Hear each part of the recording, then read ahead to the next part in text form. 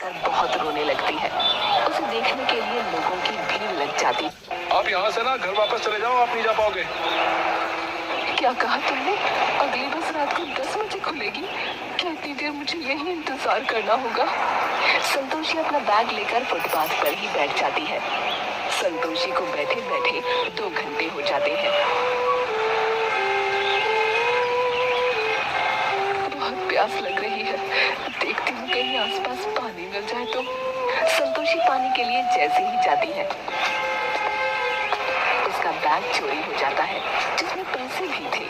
जब वो वापस आती है तो वो अपना बैग वहाँ नहीं देखकर रोने लगती है। हे भोलेनाथ, ये कैसी परीक्षा ले रहे हैं? मेरा सामान चोरी हो गया, मेरे सारे पैसे भी उसी में थे। अब मैं बस का किराया कैसे दूंगी? सुनिए भाई साहब, मेरे काले रंग का यहाँ एक बैग था, आपने देखा क्या? अरे नहीं अम्मा, मैंने तो नहीं देखा। आपको अपना बैग छोड़कर जाना नहीं चाहिए था। आप जानती नहीं है ऐसी जगह पर चोरी कितनी होती है। बेटा, मेरे बैग में ही पैसे थे। अब मैं बस का किराया कैसे दूंगी? अब मैं केदारनाथ कैसे जाऊंगी? संतोषी एक जगह बैठकर बहुत रोने लगती है। उसे देखने के लिए लोगों की भीड़ लग जाती है, लेकिन कोई भी उसकी मदद करने के लिए आगे नहीं आता। तभी एक आदमी संतोषी के करीब आता है। क्या हुआ अम्मा? कोई बात नहीं अम्मा, अगर आपका बैग चोरी हो भी गया तो कोई बात नहीं, आप घबराइए मत। आपको पता है मैं भी केदारनाथ ही जा रहा हूँ। दरअसल मेरा घर वहीं है, मैं पहाड़ी हूँ। चलिए मैं आपको छोड़ दूंगा वहीं। संतोषी को वो आदमी अपनी एयर कंडीशनर वाली कार में बिठाता है।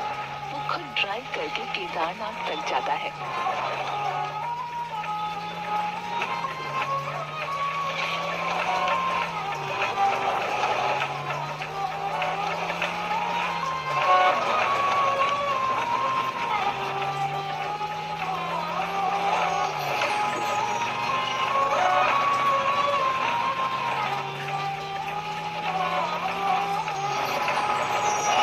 लगभग 4 से 5 घंटे बाद वो लोग पहुंच जाते हैं।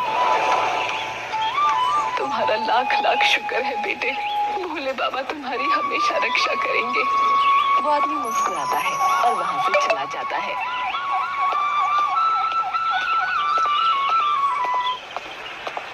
ओम नमः शिवाय, ओम नमः शिवाय। बाबा, मैं अपने पति की इच्छा पूरी करने आ गई हूँ, आपके दर्शन जरूर करूंगी। संतोषी ओम नमः शिवाय कहकर अपनी चढ़ाई शुरू करती है।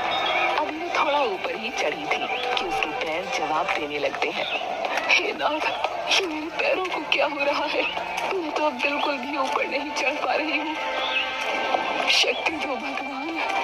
संतोषी हिम्मत करके चढ़ने की कोशिश कर रही थी, लेकिन उसके पैर जवाब दे चुके थे। हे भगवान, अब मैं क्या करूं? मेरे पैर तो बुरी तरह जवाब दे चुके हैं। क्या हुआ अम्मा? आप ऊपर क्यों नहीं चढ़ पा रही हैं? क्या हो गया? देखिए। देखना बेटा, मेरे पैर जवाब दे चुके हैं, मैं खड़ी भी नहीं हो पा रही हूँ। ओहो, लाइए अम्मा, मैं आपके पैरों की मालिश कर देता हूँ, आप ठीक हो जाएंगी। आप मेरी माँ जैसी ही हैं। नहीं बेटा, तुम तो मुझे जानते ही नहीं हो। अरे तो क्या हो गया अम्मा? बुजुर्गों की सेवा करना अच्छी बात होती है। माँ कहती है पुण्य मिलता है। वो लड़का संतोषी के पैर जैसे ही छूता है, संतोषी के पैर बिल्कुल ठीक हो जाते हैं।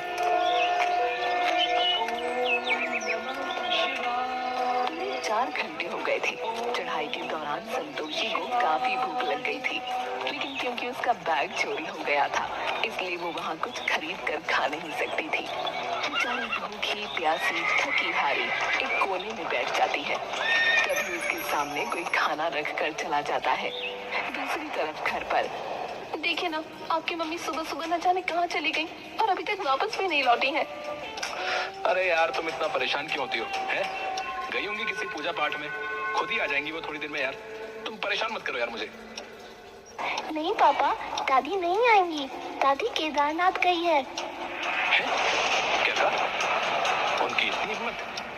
मैंने मना भी किया था, लेकिन वो केदारनाथ जाने के लिए घर से भाग ही गई है। अच्छा ही किया उन्होंने, आप उनके अच्छे बेटे नहीं हो। अगर बड़ी होकर मैं आपके साथ ऐसा करूं तो आपको कैसा लगेगा? देखो, पीहू पर जोर से चिल्ला देता है। पीहू रोते हुए अपने कमरे में चली जाती है। अगली सुबह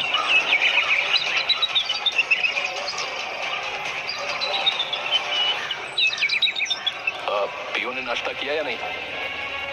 आपने उसको इतनी जोर से डांट दिया था, वो अभी तक अपने कमरे में उदास बैठी है। मैं तो कहती हूँ आज उसको कहीं बाहर लेकर चलते हैं, उसका दिल खुश हो जाएगा। मीनाक्षी, सौरभ और पीहू तीनों आज कहीं बाहर खाने जाते हैं। जहाँ से वापस लौटते समय उनकी कार का एक्सीडेंट हो जाता है। पीहू और मीनाक्षी को तो ज्यादा चोट नहीं आती, लेकिन फ्रंट सीट पर बैठे होने के कारण सौरभ के सर पर चोट लग जाती है। डॉक्टर साहब, मेरे पति कैसे हैं? उनको कुछ हुआ तो नहीं ना? देखिए, हमने आपके पति को बचा तो लिया है, परंतु ब्रेन डैमेज होने की वजह से उनकी बॉडी जो है वो पैरालाइज हो गई है। क्या? ऐसा नहीं हो सकता, ऐसा नहीं हो सकता डॉक्टर साहब, मेरे पति को ठीक कर दीजिए। आप जितना कहेंगे मैं उतना पैसा दूंगी आपको। मेरे पति को ठीक कर दीजिए। देखिए, संभालिए अपने आप को। अब तो सिर्फ भगवान ही इनकी रक्षा कर सकते हैं, तो आप प्रार्थना कीजिए। दूसरी तरफ संतोषी आधी चढ़ाई चढ़ चुकी थी। कहीं न कहीं से उसे मदद मिल ही जा रही थी, मानो जैसे खुद भोले बाबा उसकी मदद कर रहे थे। इस तरह आखिरकार वो मंदिर तक पहुंच ही जाती है। मैं पहुंच गई, मैं मंदिर तक पहुंच गई। हे भोले बाबा, देखिए मैं आपके चरणों में हूँ, मुझ पर कृपा बनाए रखिए भोले बाबा। ओम नमः शिवाय, ओम नमः शिवाय। 50 साल की संतोषी ने आखिरकार केदारनाथ की चढ़ाई पूरी कर ही ली थी। भोले बाबा के दर्शन करके प्रसाद को अपने आंचल में बांधकर वो बहुत खुश होती है। यहाँ तक आने का सफर बहुत मुश्किल था, लेकिन जब तक भोले बाबा मेरे साथ हैं, मेरे साथ कोई मुश्किल नहीं है। हे भोले बाबा, मेरे बच्चों की भी रक्षा करना। संतोषी के इतना कहने पर उधर उसके बेटे की उंगलियां सीधी हो रही थी। मम्मी देखो, पापा की उंगलियां। हे भगवान, तेरी कृपा रहेगी तो मेरे पति जरूर ठीक हो जाएंगे। मेरा दिल कहता है कि एक दिन ये फिर से चलने लगेंगे। उधर संतोषी दर्शन करके बहुत खुश थी। वो वहाँ का जल और प्रसाद लेकर नीचे उतर जाती है।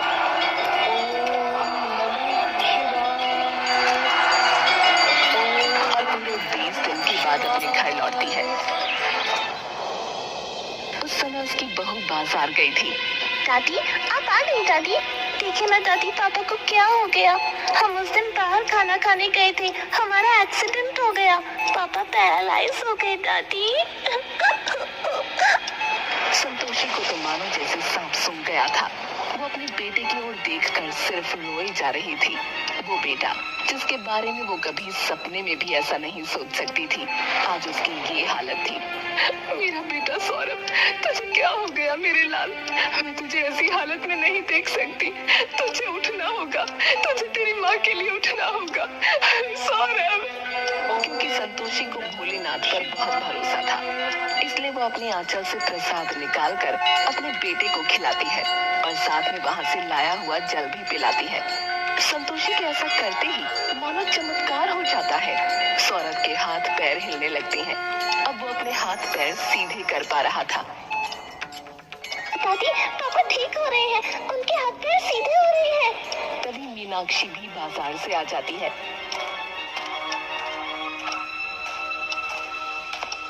मम्मी देखो, पापा ठीक हो रहे हैं, पापा के हाथ पैर सीधे हो रहे हैं। मम्मी, आपको पता है दादी केदारनाथ से जो प्रसाद लाई थी, वही खाकर पापा ठीक हो रहे हैं।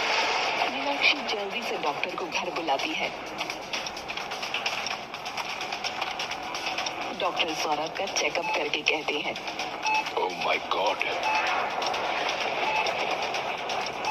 देखिए, मैं सच बता रहा हूँ, मैंने अपनी लाइफ में ऐसा चमत्कार कभी भी नहीं देखा।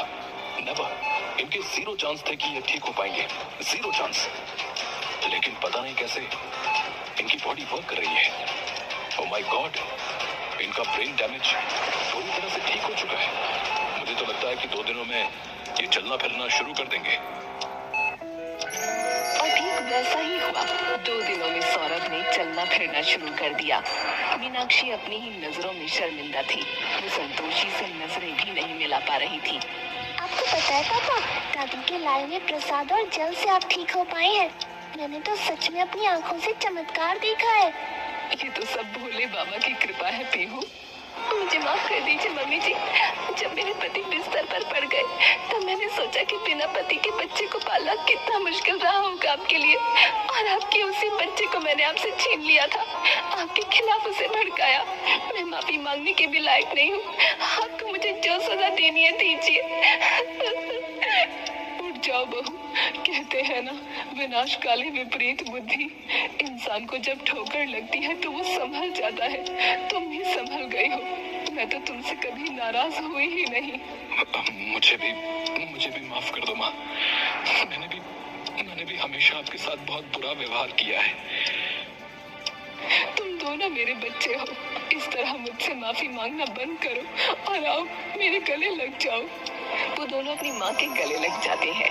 संतोषी को एहसास होता है कि केदारनाथ की यात्रा ने सच में उसकी जिंदगी बदल दी। उसे महसूस होता है कि वो आदमी जिसने अपनी कार से उसे केदारनाथ पहुंचाया था, वो कोई और नहीं, खुद भोले बाबा ही थे।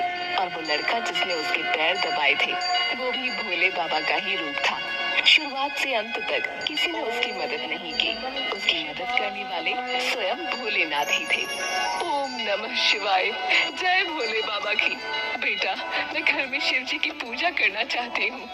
जरूर मम्मी जी, हम घर में शिव जी की पूजा कराएंगे, और वो भी बहुत धूमधाम से। उनके घर में शिव जी की पूजा बहुत धूमधाम से कराई जाती है, और अब वो पूरा परिवार भक्ति में लीन हो जाता है और खुशी खुशी अपना जीवन व्यतीत करने लगता है।